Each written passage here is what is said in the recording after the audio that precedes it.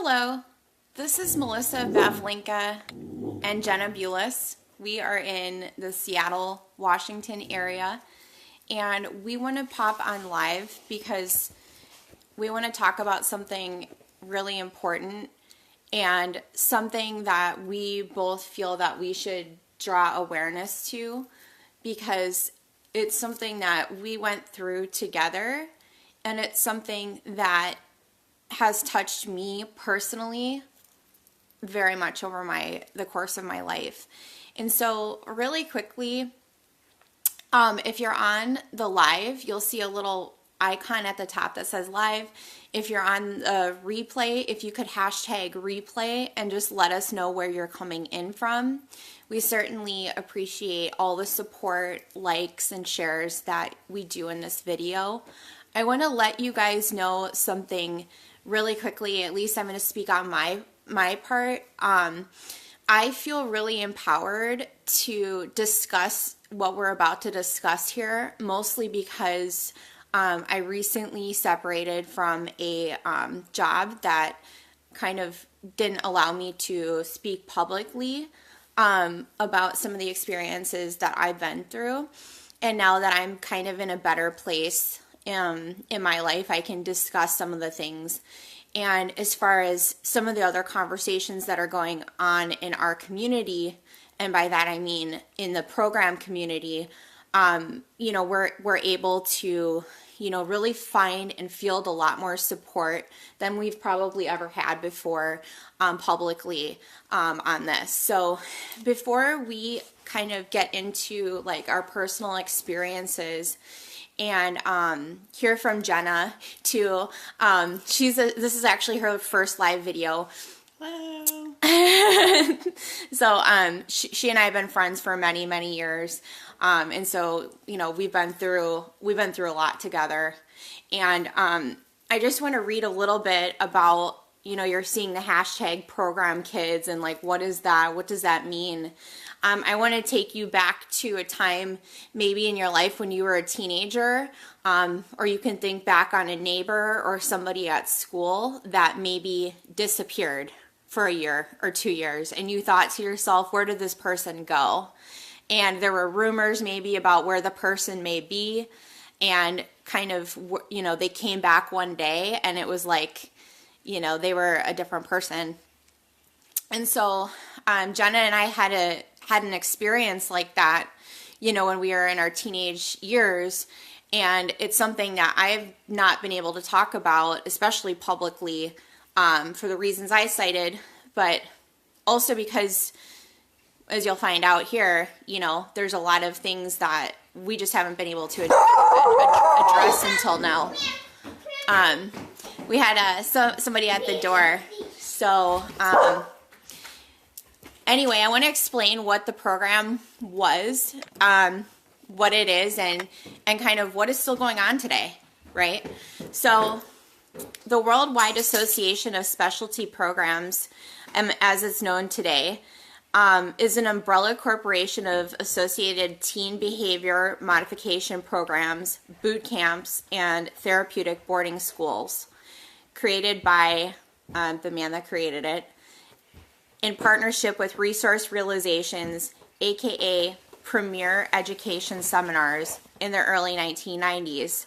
WASP became one of the largest troubled teen industry corporations with dozens of facilities between the U.S. and countries such as Mexico, Costa Rica, Jamaica, and Samoa. And then because of the many allegations into child abuse and unhealthy conditions, WASP's various facilities since 2002 has had over 20 different affiliated programs that have been shut down.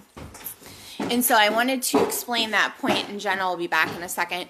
I wanted to explain what this is so that we kind of understand where it is that these people that disappeared actually went, right?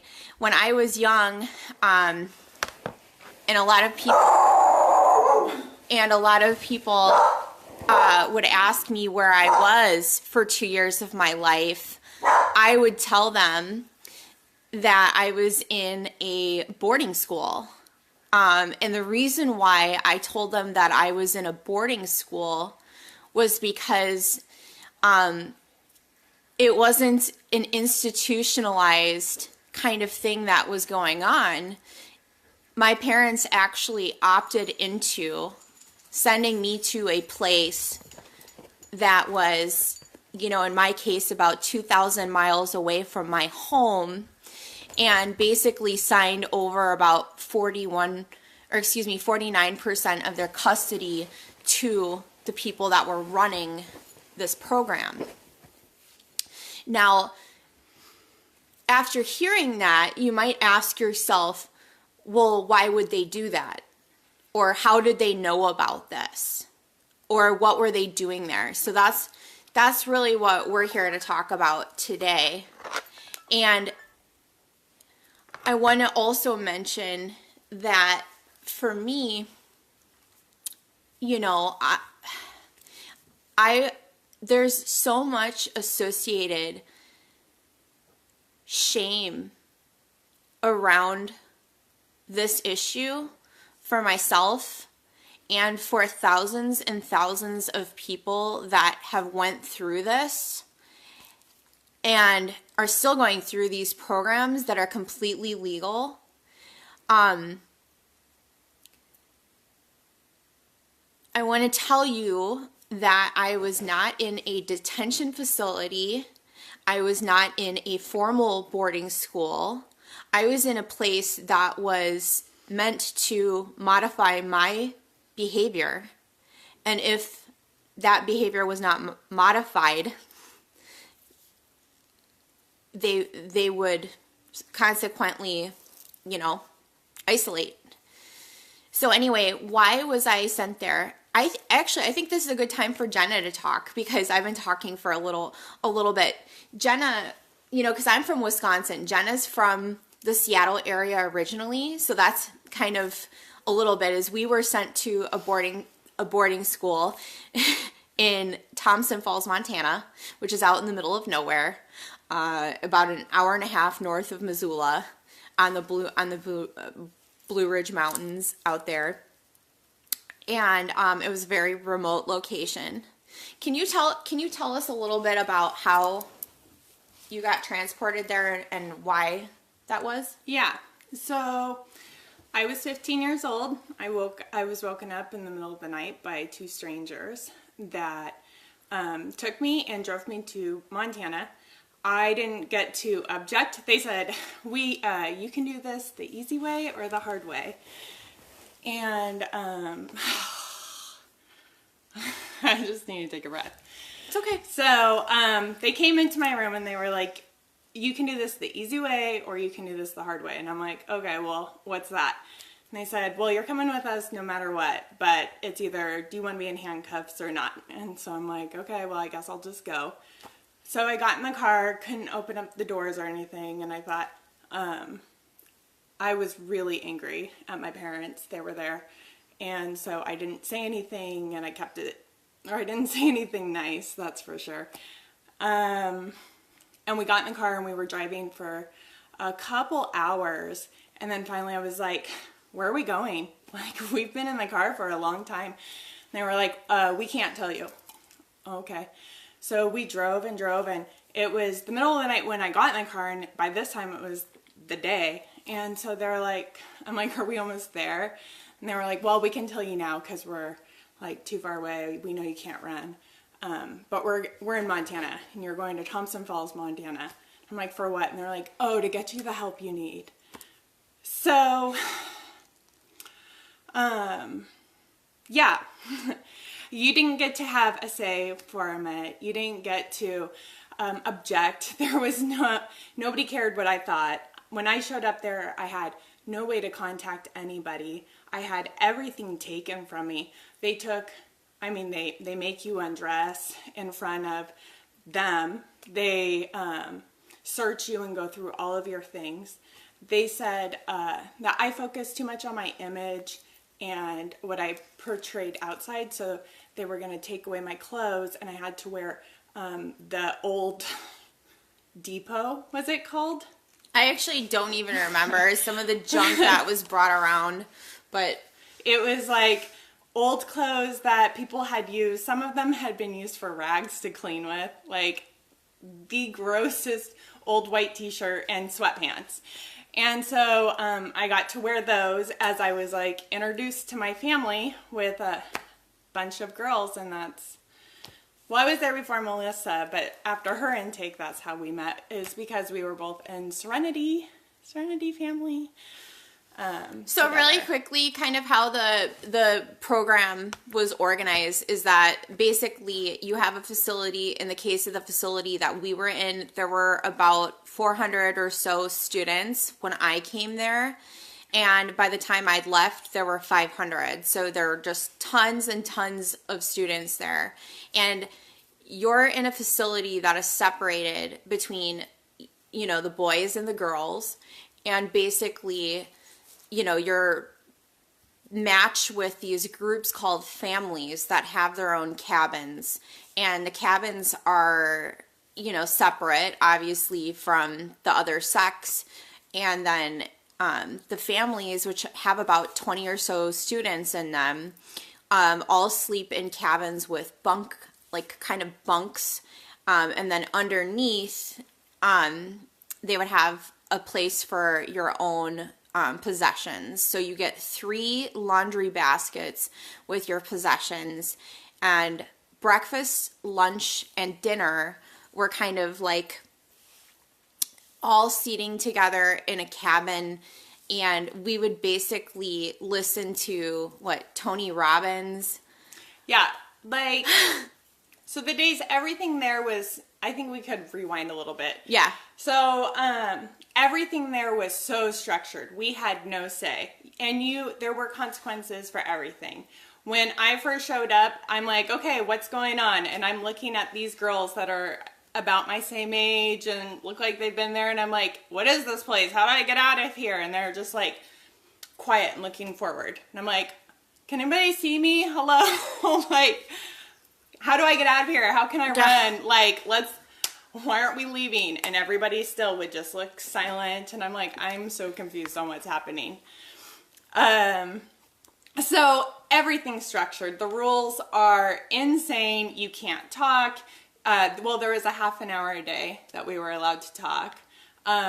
Most of the day was spent in school, which was a textbook that they would give us, and then we would read the chapter, and then we would take the test. If you scored less than 80%, you had to retake the test, and you had to pass so many tests within a week, depending on what subject it was. There was a teacher that sat in the classroom that would grade the few papers we had to write, or If you had a question. But most of the time, everything was self-taught, and you didn't really get a lot of direction. You just had to read a textbook, memorize it, Take tests. And so we spent a lot of time in class, and when we were not in class, we had PE, which was actually my favorite part of the day besides break, because we could do Foursquare. So We could also, you know, interact with each other because we couldn't talk the rest of the day. And if they found that two of us would be talking too much, they would become very skeptical and actually place a separation on us. That happened quite frequently to me and the only friends I had there. But I mean, outside of it, like she said, we spent a lot of our time just walking in straight lines. We walked heel toe. And oftentimes, you know, besides the physical activity, I mean, we had to stop and do push-ups sometimes. Do you remember that? So you're thinking of fitness now. So besides PE, we had fitness twice a day, and fitness sucked. It was, I don't know if anybody's ever been to Montana, but the weather is like frigid, crazy hot or freezing cold most of the time. Like, you have a few good months where it's okay. And because they didn't want us to run away, we would only be able to wear like so many layers in the winter. So we are freezing in snow, and they would be like, it's time to do your push-ups, or why don't you shovel all this snow? But you don't get gloves. You get one shirt and a coat and a hat, and that's it, and you are out. So fitness was not a fun time. I hated it. Especially, I know that I feel like the boys' facility definitely had it worse because sometimes the family dads would lead our fitness, and that was brutal. Really brutal. bad. But so okay, so there was PE, there was fitness, and then there was Group. but also those tapes. Oh, we had our fair share, like I was saying. What is it, Covey and Tony Robbins? Not the like listen tapes, but the videos we had to watch. Oh yeah, what's that guy's name that's always wearing a spandex? Oh, Simmons. Richard. Yeah. Right? Richard Simmons. We would do Richard Simmons videos, and this was our basically professional experience with fitness, as we're all like 15 to 18 years old. So it was kind of laughable that way. Yeah. Do you want to speak a little bit to the group component? So, like I'd mentioned with this organizational piece, we had kind of as you would say, these case managers that would basically help us with communicating with our parents, which we weren't really allowed to do, especially as we got into the levels. So we'll probably talk to that when Jenna comes back. We had a couple visitors come to the door. But these case managers would basically be an intermediary between what we were doing and what our parents needed to know, which was very little. So that side of things was also quite an experience, because every day we had group, which was kind of like it was a time where you would get called on whatever was going on. And mind you, because you didn't really get the chance to talk a whole lot through the day. I mean, people had very little to base their experience of you on.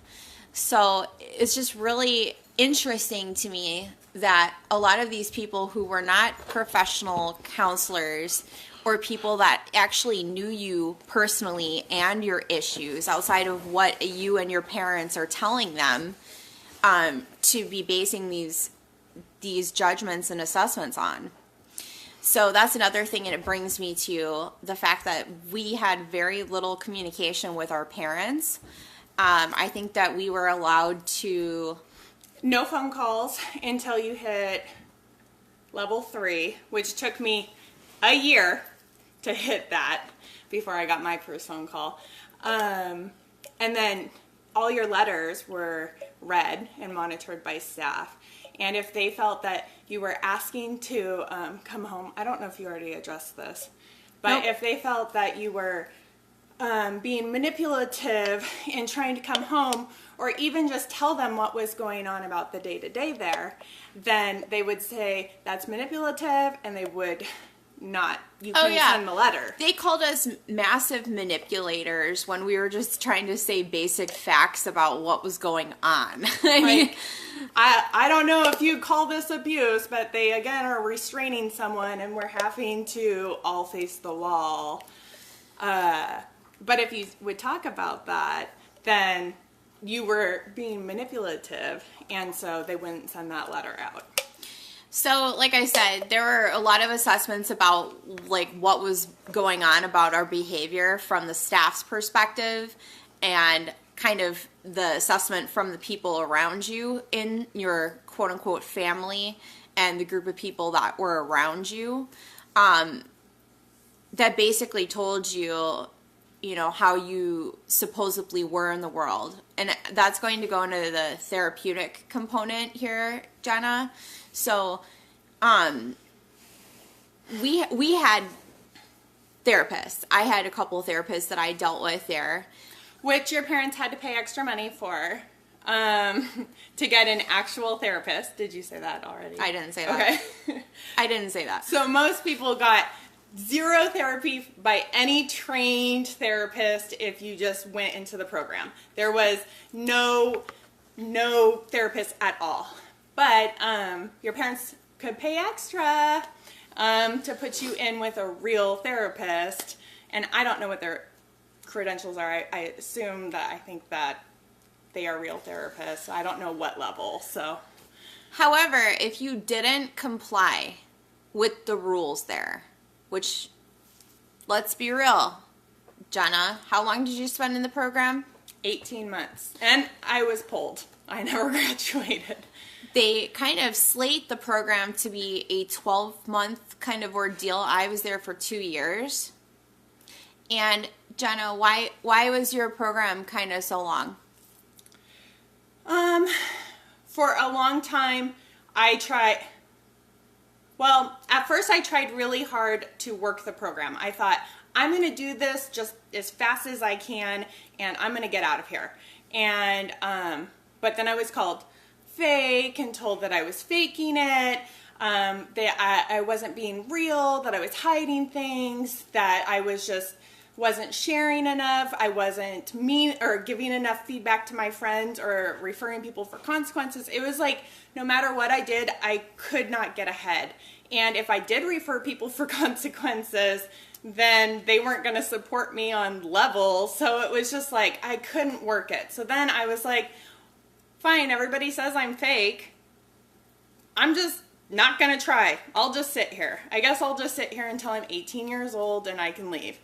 And I did that for a while, and they took away, so then that's when they would get creative and say, well, Jenna's not working the program, so let's put her on a challenge. And for what the challenge is we're going to put her on black cloud so nobody can talk to her or look at her or have anything to do with her for weeks. Let's isolate her. Yeah. Or let's put her in worksheets, which, did you guys talk about worksheets? I didn't talk about it. Yeah, that's the next thing I wanted to talk about. So some of the punishment that they did was worksheets, which I sat in for a really long time. And it was this wood, like a literal piece of wood, square block, that you would sit on and face the wall. There was a piece of wood on this side of you, a piece of wood on this side of you, so you couldn't see the people next to you and you couldn't, whatever, have anything to do with them. And you would have to sit there and listen to self-help tapes and answer questions about them, and those were your worksheets. And it was probably 12, 18 hours sometimes you would just be sitting there. And sometimes we would be cleaning it. We were like the cleaning staff in this place too. We would clean, gosh, sometimes a couple hours a day. And on Sundays was our huge day to clean the entire cabin. I remember that. I remember that some of the people in the family actually would go around with like a little checkboard and make sure that there was no dust on the toilet that we touched and make sure it was just spick and span. And so, I don't know, for all of this painting of a program where our parents were sending us, that we were going to get horseback rides and, gosh, what else? A big, nice lake to swim in and all of this, and how we're spending our time and not getting an especially great education. Yeah. I mean, we didn't even talk about the seminars. Yeah. And I think that because we haven't really talked about what the rules were like there, it can sound like, yeah, well, if you just follow the rules. Did you talk about the points? No, I didn't talk about the consequent cats. Okay. So I think maybe we should we're not painting the full picture then, because we're not pros at this either, right? This is the first time. This is the first time that I'm aware of that 2 program kids actually got on to talk about this. Oh, I have a rule sheet. Uh-oh. I thought that they threw all of this away. They left my rule sheet and they left my home contract and my PC1 notes, but they threw away my other stuff. So this is my seminar binder that has my statement on here, and that we took with us to every seminar. And this was actually considered the most dangerous thing that we owned because of these clipboard things. It was the only clipboard we were allowed to have. Like all of our journals, we had to hand tie with string. Anyway, so we have these. This is our rule sheet. So there's 6 levels there.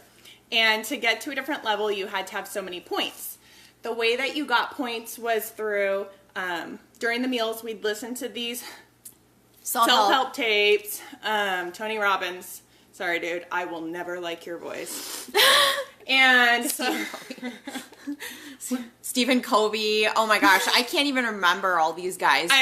Every single day it would be the same guys over and over again. And the same tape. Sometimes the staff didn't want to stand up and go turn over the tape. So we would listen to the same tape for like weeks on end. And so at night we had to write our reflections.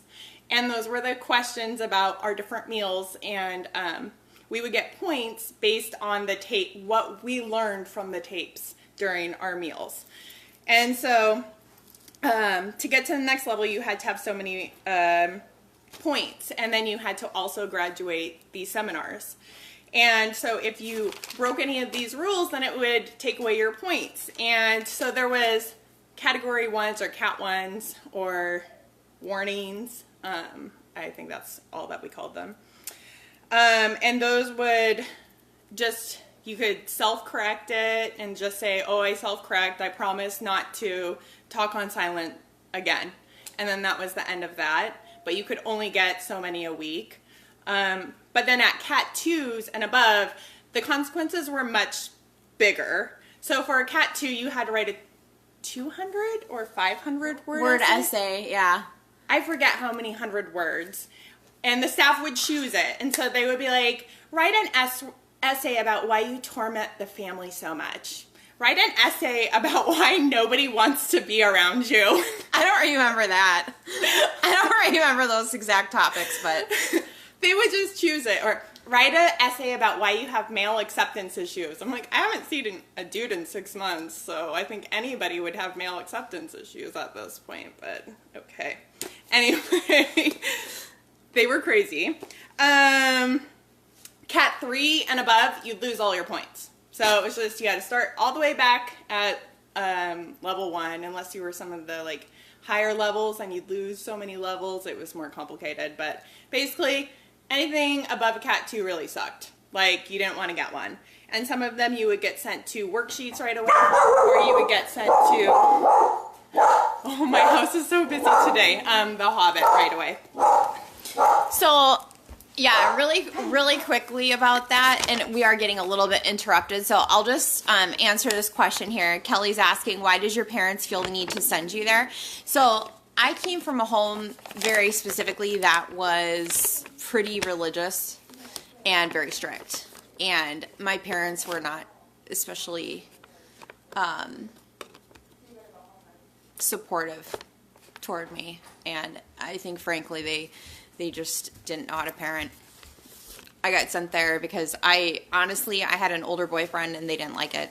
I got sent off to a $50,000 a year program out in the middle of nowhere, which, by the way, if you can imagine, I mean, at that age, 15 years old, going involuntarily against your will, I mean, that's pretty huge to come home to, you know?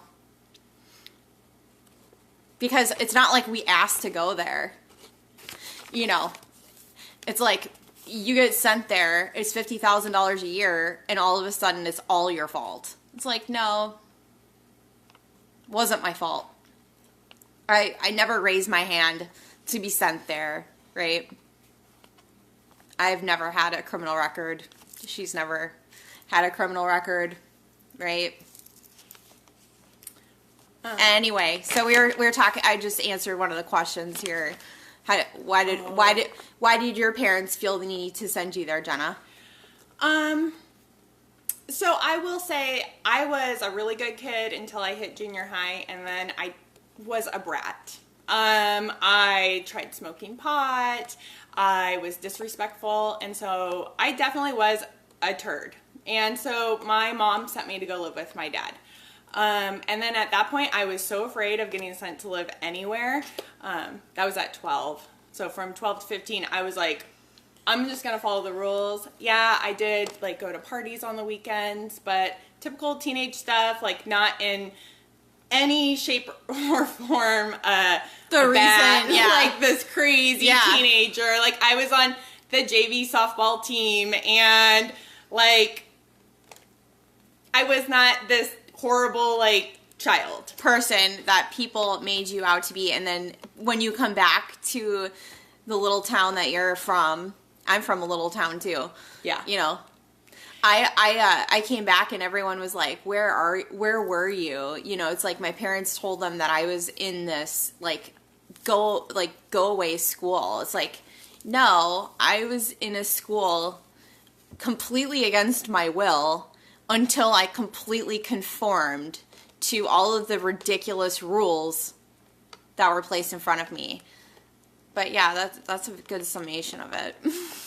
But anyway, do you want to talk more about these consequences? Oh, yeah. Is there anything else you had to say about it? Just that I just had one incident of me, from being a very well-behaved child. I had one incident that I acted out. My parents,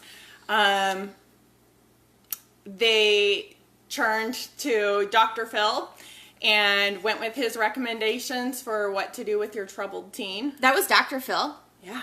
I didn't know that. Yeah. Yeah, he had all those shows about, is your teen disrespectful and getting bad grades? Call our number. Yeah, my cousin was actually in the same program I was in too. So she was there for 11 months, but yeah. I did go through a situation in my life that I probably just needed to have some therapy. And my parents took a little bit more extreme route and sent me to a program which will probably require a lifetime of therapy. Probably will. So, probably will. You know, in the end, you still end up paying for therapy. So, anyway, back to the consequences. I forget. So The Hobbit. So if you get on, if you were to get a Cat 5 or some of these higher consequence ones, you had to go straight to The Hobbit, which I never went to, and I am not even going to pretend to know what it was like for the people that were in there, but we would hear. So the thing about the program was, it's like Fight Club. You don't talk about Fight Club or whatever. That's how it was in the program. Like, we all knew things were going on, but to talk about them, it was a Cat 5 or a Cat 6. I mean, like a major consequence. Like, I had to write a 10,000 word essay once for getting a Cat 5, I think. And you got a Cat 5 for what? It was something so stupid. And they cost money too. It's not just like the cats were just like, oh, you got bumped up on a level, like on a legit note. Like, it costs money too. Yeah. So my account went negative. So even when I did finally work the program, like, if you were a good kid and you were level 2 and up, you could get a candy bar at the store once a week, which was a big deal. Like, that's all anybody wanted was their piece of candy. But because I had gotten so many consequences, my account was negative. So even when I worked the program, I still didn't even get my candy bar. I got to watch everybody else eat them. But anyway, back to, so you'd have these crazy essays that you'd have to write or whatever. You'd have a fine, or you'd get sent to worksheets, Hobbit. And so Hobbit, I wasn't personally in there, but when we would line up outside the Hungry Horse where we ate, it was next to the Hobbit. So you frequently would see people in the Hobbit. You would see how they were treated. They had to use this really disgusting, nasty outhouse that was out there. It's actually a blooper. It's just, that's exactly what it was. It's like a porta potty. She's talking about a porta potty. Oh. That's not even an outhouse. Yeah, porta potty. Isn't that called? Yeah, anyway. And so, and then it was this little wooden building, and you would hear kids screaming in there. You would hear the staff all had these walkies that they would wear on their hips, and they had so many codes, which I don't even remember, but there was like out of control, whatever. Oh, I forgot about that. All these people would come running towards the Hobbit, and then you'd hear, and then they'd make us turn our heads because You couldn't look at the boys. Well, this was even if there was any kind of like they were going to restrain or tackle somebody, they would say, turn your heads to the, or face the wall, face the wall, cat 3, cat 4, if you don't face the wall. So we'd have to face the wall, and you'd hear, like, people know what the sounds of tackling and struggling and crying and screaming, like, we knew what was happening, but nobody could talk about it. You just have to sit there. And then I know that I used to work in the kitchen a lot, and so like we would have to make food for the people in the Hobbit. Well, they didn't get the same meal as everybody else.